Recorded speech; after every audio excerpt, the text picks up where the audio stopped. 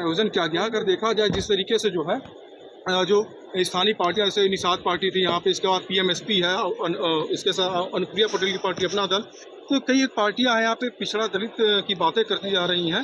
तो कैसे लगता है कि 2027 में किन मुद्दों के साथ आप आएंगे यहाँ पे और कैसे आपके साथ लोग विश्वास करके आपके साथ जुड़ेंगे?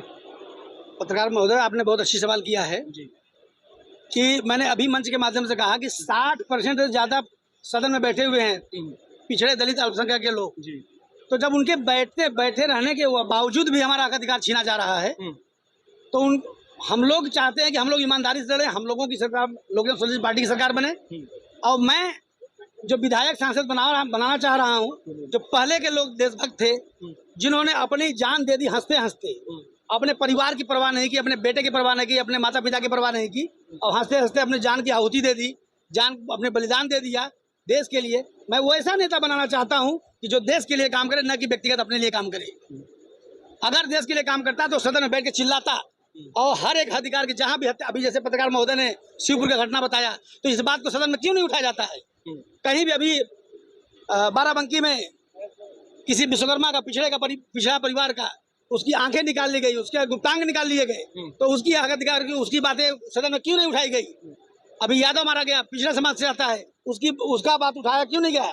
तो हम कहते हैं कि पिछड़े समाज के जो विधायक हैं वो भी तो बैठे हुए हैं वहाँ पे, तो लोग बात क्यों नहीं उठाते हैं? तो मैं चाहता हूँ कि लोक जन सोशलिस्ट पार्टी में ऐसे नेता बने जो सबकी बात सदन से उठाएं ताकि उनको न्याय मिल सके।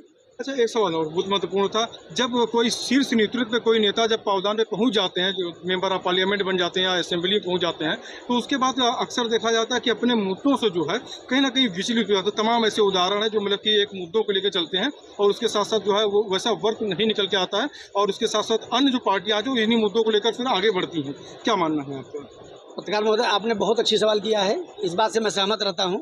देखिए, पहले तो जनता और नेता का जो कम्युनिकेशन है, जो गैपेज है, वो कम होना चाहिए। जो गैप है उनका वो कम होना चाहिए। वो तब होगा जब जनता नेता के पास जाएगा, नेता जनता के पास जाएगा। आज का जो चुनाव होता है, मैं इसीलिए बार बार कहता हूँ कि अब मैं वैसा नेता, व्यक्तिगत लाभ वाला नेता नहीं बनाना चाहता हूँ, और मैं नेता नहीं, मैं समाज सेवक बनाना चाहता हूँ जो लोगों का मदद करे, सहयोग करे। ऐसा जो कि समाज सेवक बनाना चाहता हूँ जो कि नेता बने। और जैसा कि आपका सवाल रहा, तो उस सवाल का जवाब ये बनता है कि जो मैंने अभी कहा कि नेता और जनता के बीच में गैपेज कम होनी चाहिए। अगर हम संसाधन लेके वोट देते रहेंगे, साथ ही देख लीजिएगा पत्रकार महोदय, बहुत बड़ी सवाल है, अगर हम संसाधन लेके वोट देंगे तो हमारा अधिकार कभी नहीं मिलेगा। अगर हम सही व्यक्ति, मैं डॉक्टर हूँ, डॉक्टर अगर कोई मुझे थप्पड़ मारा है, मुझे कोई गोली मारा है, वो भी मेरे पास रोगी आ गया तो मैं ईमानदारी से उसका इलाज करूंगा, मैं चाह के भी उसका गलत नहीं कर सकता। तो ऐसे व्यक्ति का चुनाव हो जो डॉक्टर हो, इंजीनियर हो, अच्छा व्यक्ति हो, जो समाज सेवक हो, जिसके मन में भाव हो लोगों की सेवा करने के लिए, ऐसे लोगों का चुनाव निःशुल्क किया जाए, बिना किसी संसाधन के। जब तक संसाधन का खेल चलता रहेगा तब तक गुंडे बदमाश वोट लेते रहेंगे और विधायक सांसद बनते रहेंगे और समाज ऐसे ही पिसता रहेगा। उपचुनाव होने वाला है उत्तर प्रदेश में, देखा जाए 10 विधानसभा पे जो है चुनाव होना है। क्या आपकी जो पार्टी जो है किसी को सपोर्ट करेगी या अपने किसी कैंडिडेट को वहाँ पे चुनावी रण में उतारेगी? पत्रकार महोदय, लोक जन सोशलिस्ट पार्टी उपचुनाव में चुनाव नहीं लड़ेगी, ना ही किसी का सहयोग करेगी, ना ही किसी को सपोर्ट करेगी।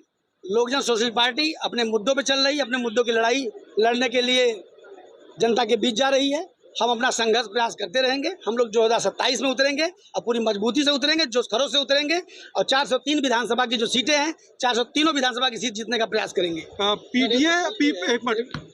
तो ये पीडीए का ना, आज आरटीआई ना डाल के देख लीजिए, आरक्षण कहाँ है, आरक्षण की स्थिति क्या है।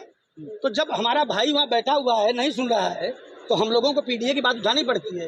देखिए, जो जनरल है, फॉरवर्ड, उसमें कम तबके के लोग गरीब हैं। और दूसरी चीज़, आपके चैनल के माध्यम से मैं खुल के बिंदास बोलता हूँ कि किसी गरीब परिवार का अगर फॉरवर्ड होगा तो उसकी लड़की का भी हाथ कोई पकड़ नहीं सकता, कोई भी नहीं पकड़ सकता, क्योंकि हमारी मानसिकता में बना हुआ है।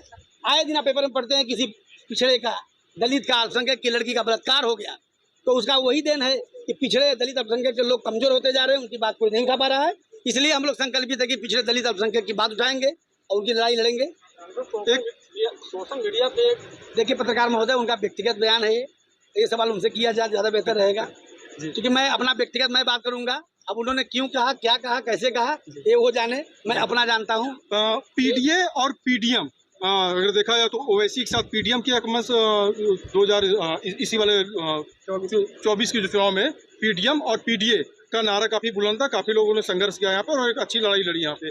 तो अब जो है किस तरीके से आप कोई एक मंच स्थानीय पार्टियों के साथ मिलकर साझा करेंगे या सिर्फ इंडिविजुअल चुनाव लड़ेंगे?